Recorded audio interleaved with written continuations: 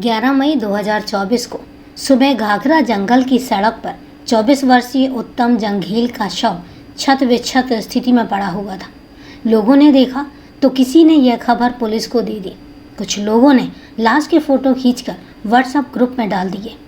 कौन था उत्तम जंघेल और क्यों हुई थी उसकी हत्या, ये जानने के लिए हम जानेंगे पूरे विस्तार से आज के वीडियो में। लेकिन उससे पहले नमस्कार दोस्तों, मैं एडवोकेट आरडी आपका चैनल पर स्वागत करती हूँ और उम्मीद करती हूँ कि आप सब लोग स्वस्थ होंगे, सुरक्षित होंगे। दोस्तों, कहानी में आगे बढ़ें उससे पहले यही कहना चाहूँगी कि अगर आप अपने इस परिवार में नए हैं या अभी तक आपने चैनल को सब्सक्राइब नहीं किया है तो सबसे पहले आप चैनल को सब्सक्राइब कर लीजिए और हाँ, बेल आइकन प्रेस करना ना भूलें फर्दर नोटिफिकेशन के लिए। और इसके साथ ही कहानी में लास्ट तक बने रहें और कहानी के बारे में आपकी क्या राय है कमेंट करके ज़रूर बताएं और आपके कमेंट्स के जवाब मैं वीडियो के लास्ट में ज़रूर दूंगी। तो चले दोस्तों, अब आपका समय नहीं लेते और जानते हैं कि आखिर उत्तम जंघेल कौन है और क्यों हुई थी उसकी हत्या। एसपी खैरागढ़ त्रिलोक बंसल के निर्देश पर सुश्री प्रतिभा लहरे घटनास्थल पर पहुंच गई। थाना पुलिस ने कार्रवाई शुरू कर दी। मौके पर डॉग स्क्वाड को बुलाया गया। युवक के शव को एक बारगी देखने के बाद प्रशिक्षु एसपी प्रतिभा लहरे ने यह पाया कि मृतक के गले पर निशान है, जिससे यह अनुमान लगाया गया कि शायद मृतक का गला दबाकर उसकी हत्या की गई थी। एसपी त्रिलोक बंसल को घटना के संदर्भ में जानकारी दी गई और उनसे निर्देश मिलने के बाद मामले से पर्दा उठाने के लिए छुई खदान खैरागढ़ पुलिस मुस्तैदी से लग गई। उत्तम जंघेल घर पर ही बैठा था कि उसके मोबाइल पर गोंदिया महाराष्ट्र का रहने वाला उसके मामा के बेटे हेमंत ठेकवार की कॉल आई। अरे भाई उत्तम, तुम कहाँ हो? बुआ जी कैसी हैं? सब ठीक ठाक है ना? सुनो, मैं डोंगरगढ़ पहुँच रहा हूँ और बहुत जल्दी काम है और बहुत ज़रूरी भी काम है, तुम भी आ जाना। भैया, यहाँ पर सब ठीक ठाक है और मैं तो आज घर पर ही हूँ, कहेंगे तो आ जाऊँगा। वैसे क्या खास बात है? उत्तम बोला। मिलोगे तो सब बताऊँगा, सच कहूँ तो तुम मिलोगे तो खुश हो जाओगे, हेमंत ने कहा। फिर भी कुछ तो बताओ भैया, आखिर बात क्या है? उत्तम जंघेल ने हंसते हुए ममेरे भाई हेमंत से कहा। अरे भाई, तुम्हारे लिए एक गाड़ी लेनी है। यह एक जो ली है उसे तो मैं चला रहा हूँ, तो सोच रहा हूँ कि एक स्कॉर्पियो तुम्हारे लिए भी खरीदवा दूँ। बस कुछ ऐसी ही प्लानिंग है, इसलिए तुम शनिवार को सुबह डोंगरगढ़ पहुँच जाना। ठीक है, मैं राजन से बात करता हूँ और हम दोनों कल सुबह जल्दी पहुँच जाएंगे, उत्तम ने कहा। अरे भाई, तुम किसी और को मत लाना, अकेले आओ, हर बात हर किसी को नहीं बताई जाती, हेमंत ठेकवार ने कहा। हार्वेस्टर और स्कॉर्पियो के बारे में भी किसी को नहीं बताना कि ये मैंने तुम्हारे नाम पर लिए हैं। यह दुनिया बड़ी अजीब है भाई, किसी की तरक्की किसी को पसंद ही नहीं आती। कोई बात नहीं भैया, मैं अकेले ही डोंगरगढ़ पहुंच जाऊंगा, उत्तम जंघेल ने हंसते हुए कहा। हेमंत ठेकवार महाराष्ट्र के गोंदिया जिले का निवासी था और उत्तम जंघेल का रिश्ते में वह ममेरा भाई था। दोनों ममेरे फुफेरे भाई थे और दोनों में उम्र का फासला था, मगर उनमें अच्छी बनती थी और वो अपने सुख दुख की बातें एक दूसरे से खुलकर करते थे। दूसरे दिन शनिवार को हेमंत के कहे अनुसार उत्तम जंघेल ने आनन फानन में डोंगरगढ़ जाने की तैयारी बाइक से करके निकल पड़ा। उत्तम जंघेल पुत्र अमृतलाल उर्फ बल्ला वर्मा निवासी आमापारा खैरागढ़ का बेटा था। अमृतपाल सरपंच रहे हैं। माँ रेखा वर्मा भी उदय क्षेत्र से जिला पंचायत की सदस्य रह चुकी हैं। कांग्रेस पार्टी की राजनीति में होने के कारण शहर की राजनीति में अच्छा खासा दबदबा था। उसे डोंगरगढ़ पहुंचते पहुंचते शाम के 5 बज चुके थे।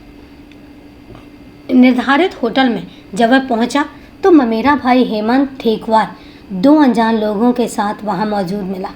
सामने शराब की बोतल खुली हुई थी और उन्होंने दोनों से परिचय करवाया। इनसे मिलो, यह है सुरेश मच्छिरके और प्रेमचंद लिलहारे, मेरे खास दोस्त हैं।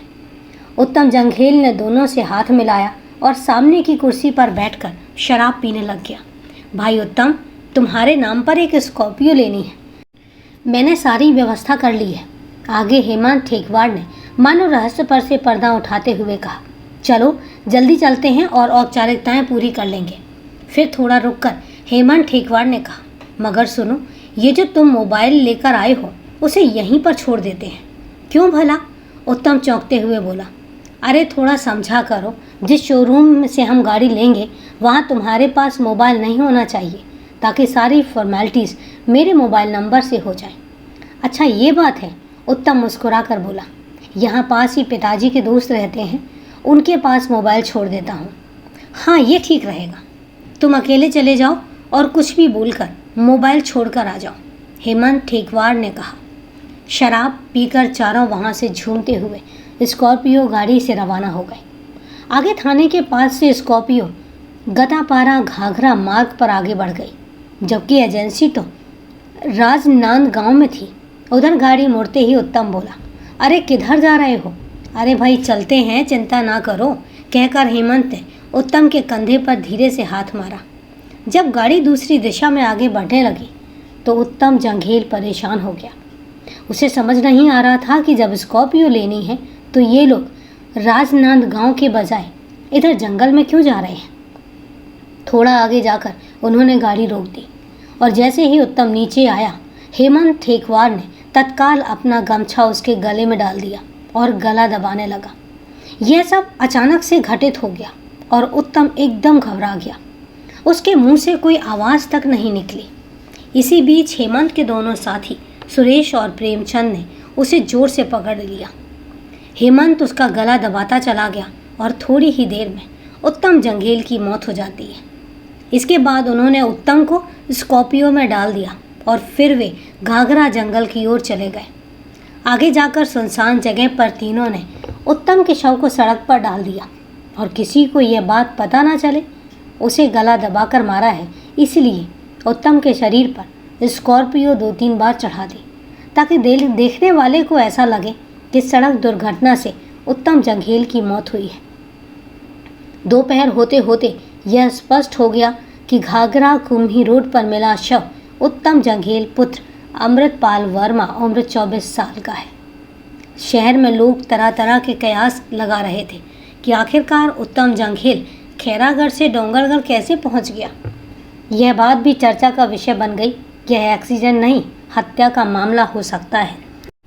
पुलिस ने मृतक के पिता और पूर्व सरपंच अमृत वर्मा से पूछताछ की तो उन्होंने बताया कि उत्तम एक दिन पहले 10 मई 2024 की सुबह घर से निकला था। घर से निकलने के बाद कहाँ गया उसकी जानकारी परिवार के किसी भी सदस्य को नहीं थी। वह अपने गांव और घर से लगभग 40 किलोमीटर दूर किसके साथ और क्यों गया होगा, यह सवाल भी खड़ा हो गया। मृतक उत्तम की मौत को लेकर कई सवाल खड़े हो गए थे और स्थानीय मीडिया में कई तरह की बातें प्रकाशित होने लगी थी, जो पुलिस के लिए चिंता का सबब बन चुकी थी। पुलिस को घटनास्थल के आसपास कोई भी वाहन नहीं मिला और न ही ऐसी कोई वजह सामने से आ रही थी जिससे इसे सड़क दुर्घटना या कोई हादसा माना जा सके। इसी के चलते लोगों में चर्चा थी कि मृतक उत्तम जंघेल की लाश यहाँ कैसे और कहाँ से आई और उसकी मौत कैसे हुई। बहरहाल पुलिस ने मौके की कार्यवाही पूरी करके शव को पोस्टमार्टम के लिए भेज दिया। शव का पोस्टमार्टम जिला सिविल अस्पताल के वरिष्ठ डॉक्टर PS परिहार ने किया था। पोस्टमार्टम रिपोर्ट आई तो पुलिस के शक की पुष्टि हो गई और स्पष्ट हो गया कि किसी ने गला दबाकर उत्तम की हत्या की थी। पोस्टमार्टम रिपोर्ट मिलने के बाद SDOP सुश्री प्रतिभा लहरे ने उसी दिन एक पुलिस टीम बनाकर जांच करनी शुरू कर दी। टीम में SDOP सुश्री प्रतिभा लहरे, साइबर सेल प्रभारी Anil Sharma, inspector Shakti Singh, SI Wilkis Khan, Virendra Chandrakar, ASI Tailesh Singh, head constable Kamlesh Srivastava, constable Chandravidya Singh, Tribhuvan Singh, Jaipal Kaivart, Kamalkant Sahu, Satyanarayan Sahu और अख्तर मिर्जा की टीम बनाई। सबसे पहले उत्तम जंघेल के घर वालों से फिर से पूछताछ कर उनके बयान लिए गए।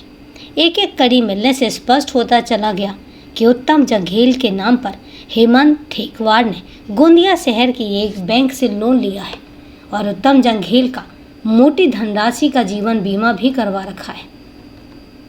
इसके बाद शक की सुई ममेरे भाई हेमंत की ओर घूमती चली गई। पुलिस ने जाल बिछाकर के हेमंत के बारे में जानकारी निकालनी शुरू कर दी। पता चला कि हेमंत एक अपराधी किस्म का व्यक्ति है। बैंक और बीमा कंपनी से भी पुलिस ने सारी जानकारी निकाली तो यह स्पष्ट होता चला गया कि 80 लाख रुपए का खेल उत्तम जंघेल के नाम से हेमंत ढेकवार करा चुका है। अब पुलिस को यह समझते देर नहीं लगी कि रुपयों की खातिर ही हेमंत ने अपराध किया है। जांच पड़ताल करके आखिर 13 मई 2024 को खैरागढ़ पुलिस टीम ने हेमंत ढेकवार को उसके घर से गिरफ्तार कर लिया और उससे पूछताछ की। पहले तो वह रोने लगा कि उत्तम जंघेल की मौत से उसे काफ़ी दुख हुआ है। वह भी कुछ बताने से आनाकानी करता रहा, मगर जब कड़ी पूछताछ हुई तो पुलिस को सफलता मिलती चली गई। एसडीओपी प्रतिभा लहरे ने हेमंत से दो टूक शब्दों में पूछा, आखिर तुमने स्कॉर्पियो और हार्वेस्टर उत्तम जंघेल के नाम पर क्यों लिए? अपने नाम पर या अपने किसी स्थानीय रिश्तेदार के नाम पर क्यों नहीं लिया? इस बात पर हेमंत गोलमोल जवाब देने लगा। पुलिस ने फिर पूछा, स्कॉर्पियो और हार्वेस्टर का बीमा करवाकर तुमने उत्तम की हत्या की योजना क्यों बनाई? और जब पुलिस ने यह पूछा कि तुम शनिवार को 10 मई को कहाँ थे, तो हेमंत ढेकवार की पोल खुलती चली गई। कुछ सीसीटीवी कैमरों में चारों डोंगरगढ़ जाते हुए दिखाई दिए। इस सच्चाई के खुलासे के बाद हेमंत असहाय सा हो गया और उसने आखिरकार पुलिस के सामने सारा सच स्वीकार कर लिया। और उसने जो कुछ बताया वो कुछ इस प्रकार निकला। 10 मई को सुरेश और प्रेमचंद के साथ डोंगरगढ़ आकर ये तीनों ने उत्तम के साथ शराब पी और उसे जाल में फंसाया। फिर जंगल में ले जाकर गमछे से उसकी हत्या करके सड़क पर डालकर उसके ऊपर स्कॉर्पियो चढ़ा दी ताकि देखने वाले यह समझें कि उत्तम जंघेल की दुर्घटना से मौत हुई। जांच अधिकारी सुश्री प्रतिभा लहरे और साइबर टीम प्रभारी अनिल शर्मा ने जांच के दौरान सैकड़ों सीसीटीवी फुटेज चेक किए और तकनीकी साक्ष्य के आधार पर जानकारी हासिल कर ली।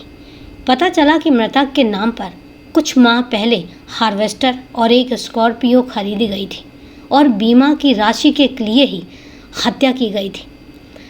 आखिरकार हेमंत ढेकवार टूट गया और बताता चला गया कि उसने लाखों रुपए के लालच में सुनियोजित योजना के तहत अपनी सगी बुआ के बेटे उत्तम जंघेल के नाम पर एक स्कॉर्पियो जनवरी 2024 में एवं एक हार्वेस्टर फरवरी 2024 में खरीदकर दोनों गाड़ियों का करीब 30 लाख रुपए का फाइनेंस करवा लिया था।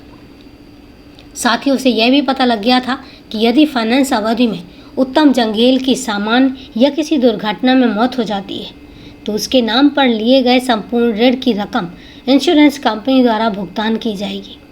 ये जानकारी होने के बाद उसके मन में लालच आ गया।